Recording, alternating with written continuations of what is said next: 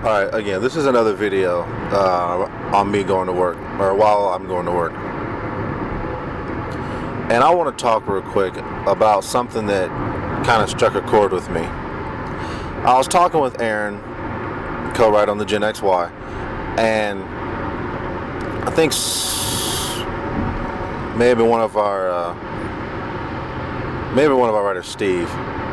I'm not positive. I think it may have been Steve and a couple of others, but I'm not really positive. But anyway, I was in a conversation with Aaron and we were talking about women. And Aaron said something to us said something about me to the group that was true, but it kind of touched a nerve. But then not really, because it was, again, kind of true. And Aaron said, yeah, I don't think John really wants a girlfriend.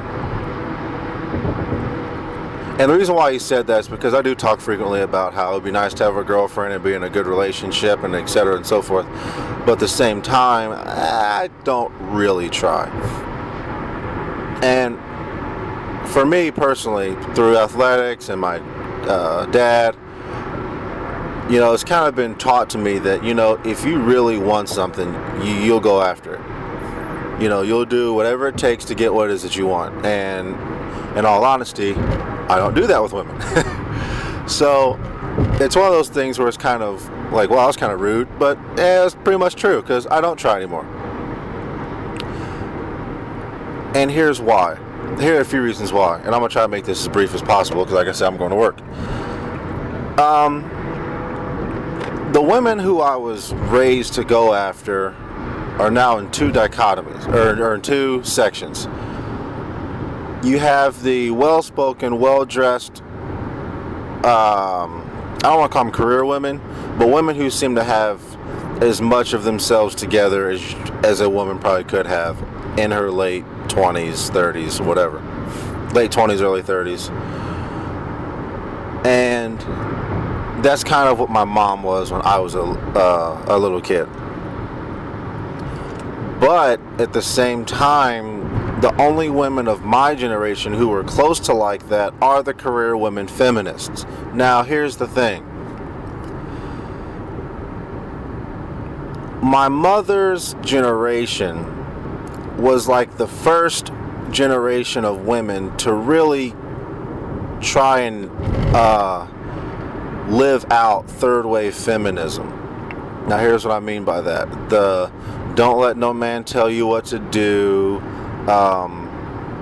Men are supposed to get with your program. A man is sort of like you add him to what you got going on. You don't add yourself to what he has going on. Pretty much the living by the rules that men should live by.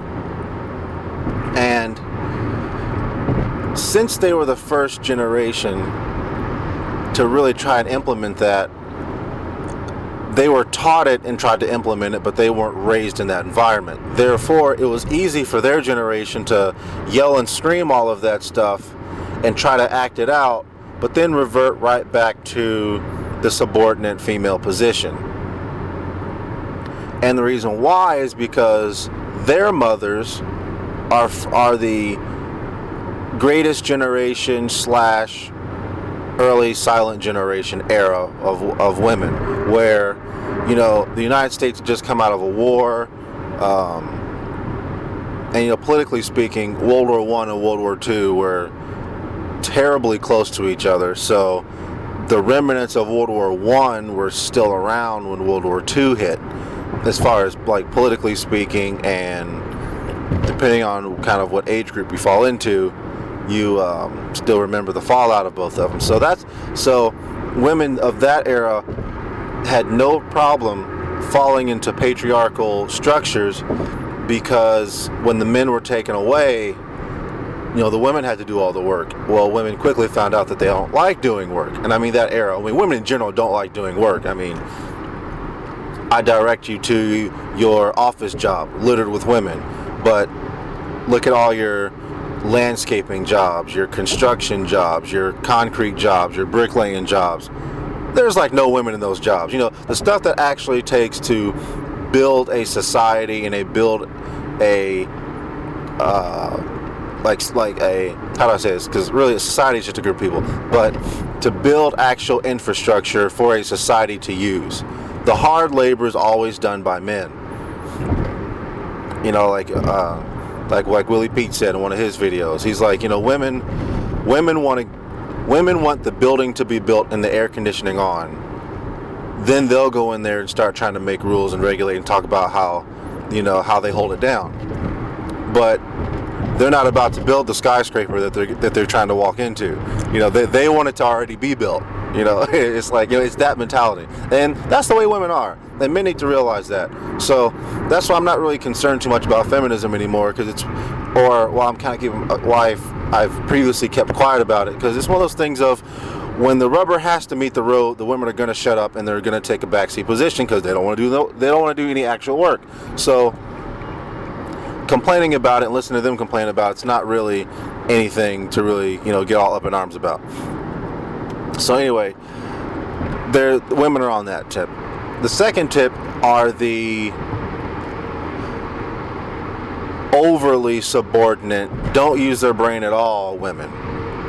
And from my upbringing, I can't live with that. Now, some men can. Some men actually like that. And I'm just like, I don't know. To me, that level of naivete and ignorance, and for me personally, I call it stupidity, is going to get you killed, or can get you killed, or endanger your family.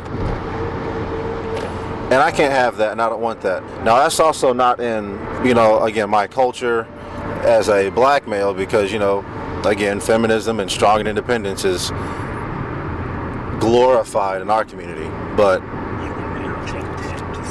it's not really. My phone keeps going off. Goodness, shut up! I'm trying to do a video, but it's not really. How do I say this? I look at it as a threat, and I think as a threat is because if something goes down. And especially with this, you know, economy and stuff being, you know, in the toilet, and the second economic crash is predicted as coming, as being worse than '08, which I don't care what anybody says. '08 really wasn't that bad. Now, maybe it was because I didn't have anything to lose and I didn't lose anything, because, I mean, I was in college, so to me it wasn't that bad, but I'm sure if you ask around for some of the older generation types, they'll talk about how it was, you know, almost like losing a family member. It was so terrible. But again, the world perspective. But when the second economic crash comes, we're going to have depression-level behavior. You know, I wouldn't be surprised if, and the scene is already kind of being set for it, if we have another public enemy type era. You know, with the, you know, probably just exchange bank robberies for maybe convenience store robberies or breaking and entering robberies. But nonetheless, you kind of have to be prepared for that environment. Now, if you are prepared for that environment, you really, in my opinion, you shouldn't have a woman who can't see stuff coming. And that's what a lot of some of these naive women are on, is sort of just live and let live, don't be paranoid, everyone's a good person, but when something bad happens, then take care of it once something bad happens. And they don't take preventative measures, and they don't think to take preventative measures. And it's like, well, why spend all this time fixing a problem that you could have prevented from happening in the first place? And that's like how I look at it. Now again, that is male thinking, I get it. But to have a woman who kind of just realizes some sort of insight and intelligence would be preferred.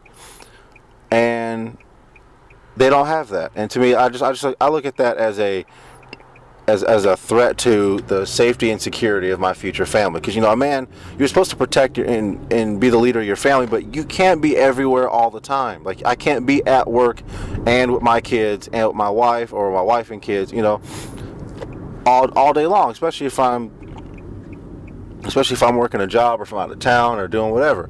So, you know, it's like, I gotta have, you know, a woman's supposed to have your back and supposed to, you know, pick up the slack where you fall short. And if women aren't going to do that, then, you know, I mean, what more can you do? So, take that for what it's worth. Now, one thing I do want to mention is this. unfortunately, and I'm going to make a separate video about this later, is that unfortunately, a lot of women become good decision makers after they've already royally screwed stuff up. Now, where I'm going with this is here. The only women, even when I go out there and try to get dates or try to hit on women to further get dates, is that they have this attitude of, oh, I can do better. And I call it the hoping for Christian Grey kind of syndrome. Meaning, they think that some super wealthy, young, and I'm not going to say well-meaning, of means is what I was going to say, but billionaire, some, youthful billionaire is going to come in and, hello, Anastasia. It's like, hello, Christian. They think that that's going to happen. And, something better is going to come along. And it's like, okay. And here's why I hate 50 Shades of Grey. But it also, I like it because it exposes women for what they truly think.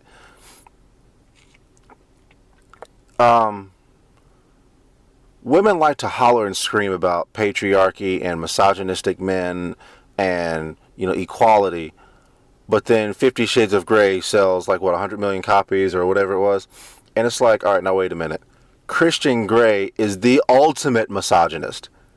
I mean, clearly has female issues. I mean, makes them sign a contract to bind them up and do sexually disgraceful things. And women are just, oh my God, it's so great. And it's like, these are the same women who, if you were to ask them, do you want to subscribe to patriarchy? Do you think a man should be in front of a woman? Oh, they will holler and scream and wail that it's not fair, it's oppressive, it's this, that, and the other.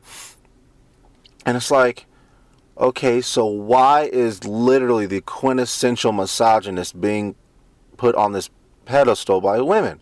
And then it's, oh, that's right.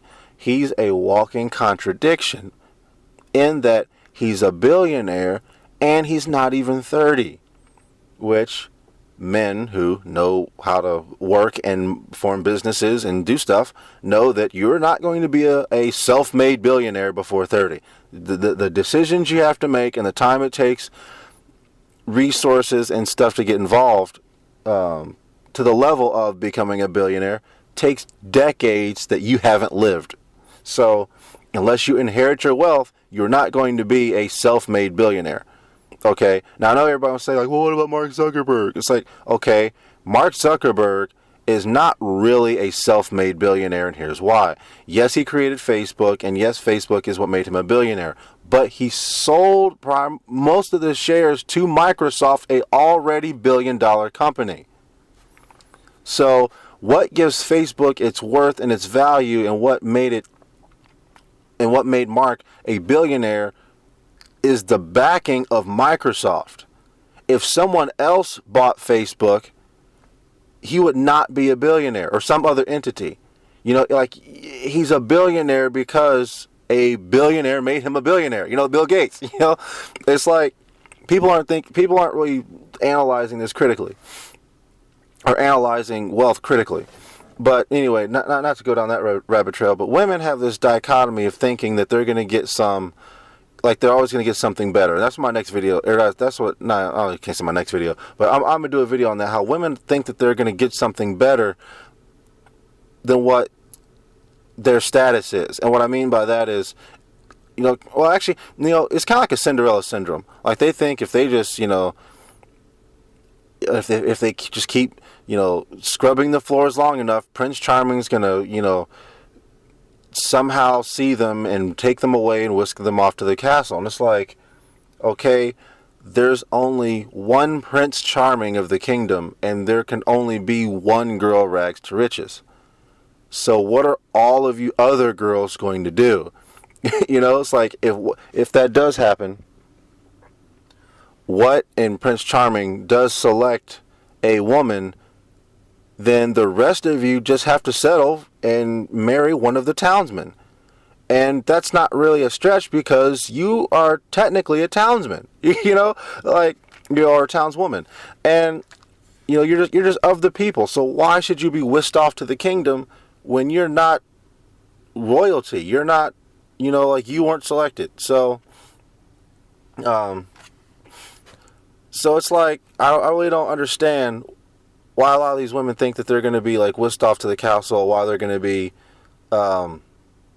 like rescued when they're not even of that class, and it's like they're not thinking this out. They think that they're exceptional. It's like you're not exceptional. You have to do something that makes yourself exceptional. So I don't know. Anyway, this video's gone long enough, but yeah, like that's kind of like why I'm single, is because I am your regular townsman trying to create a how do I say this? Who's trying to create, I don't want to say a kingdom because that's not the right word, but a stable foundation and a livable situation for a family. But women want it to already be there, and not only do they want it to already be there, and they should. That's a reasonable request for it to already be there or somewhat already be there. I mean, it doesn't have to fully be in place, but they want like the top of the line. Like they don't want you to have a house. No.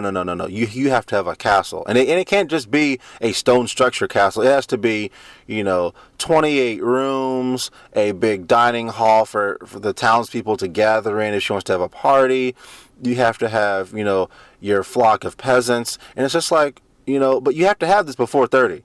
Now, even though all the ones who have it before 30 have inherited it from, the previous generation of wealth, or they're princes of a previous kingdom, which is why they even have that, but they want this from like a townsman, and it's like you're not going to get that, unless you help him build some of that stuff, which again, women don't like help building. They want to facilitate, they want to run the business, but they're not going to build the building the business has to be in, so, like they just want to walk in and call the shots. It's like, okay, but know that comes with a level of responsibility too, that again, women don't want to take. But, I got used to some Willie Pete breakdowns about some of that, which again, I'll go into with less cussing, but nonetheless long story short, it's just women have princess syndrome, and you can't work with any of them. And I really need to do a longer video on this, but that's essentially why I'm single and why I'm not really looking anymore, because women want to be on their own program and don't really want to subscribe to anything that you got going on. And again, this is why I find it why people don't believe me when I say this, because of like my background and my status of life and my my situation is that I only get dates with single moms. Like really, like how my interaction with single moms go is how previous generations just relationships used to like start out. Or it's like, hey, I think you're attractive, we should go out sometime, so on and so forth. And women be like, okay, yeah, or no, I'm not really feeling it, or I'm seeing somebody else right now. But the women who do tell me yes are usually single moms. Now, that's great because I get dates, I get to go out, I get to have some fun, but at the same time, you can see in their eyes, they're analyzing, are you going to be someone I can suck resources out of? Meaning like your work, your money to provide for my children. So it's a very kind of parasitic kind of attitude, like underlying attitude when you're out there with them and having fun. Now, I understand where they're coming from, and I don't fault them for that, because that's motherly instinct. You want to take care of your children, and you'll do whatever it takes. But at the same time, how is that fair to the man? You know what I mean? Well, what about what I want to do? And what about how, like, okay, you want to come on board the ship that I'm building and make commands, but at the same time, you're not help building the ship. Like, you want the ship already built, but you just want to come here and make commands, and you want to move in, the crew from your ship that's struggling or sinking or whatever. And it's just like, okay, well, if you're going to come on board my ship, you're going to follow my rules and my way of doing stuff. And they don't want to do that. And that's why, I don't want to say fall out, but why the relationship really starts and ends rather quickly. It's just because, you know, they want to criticize and they want to come into what I got going on, but they want to take leadership of it. Sort of like, okay, we understand that you built this, but we got this now, thank you. And it's like, whoa, no. It don't work like that, you know. But anyway, that's more or less why I'm single. It's just like, you know, these women want to come in here and they want to tell me what to do, not helping a lick, by the way, of doing any work or helping out in any way, shape, or form. They just want to come and start, you know, making demands and telling me what I need to do and what a real man does, as if they would know. But yeah, that's why it's like, and I'm just tired of it. You know, it's like, no, just whatever. And, you know, Aaron, you know, also from the Gen XY, he always tells me, you know, date younger. But it's like, yeah, younger girls have their problems too, you know, and younger girls fall into that, you know, life is candy and rainbows, you know, reality. And it's like, well, that's not true. But, you know, I guess that's what men are here for, is to make them think that that's actually true. But anyway, that's my video. John from the Gen XY. See ya.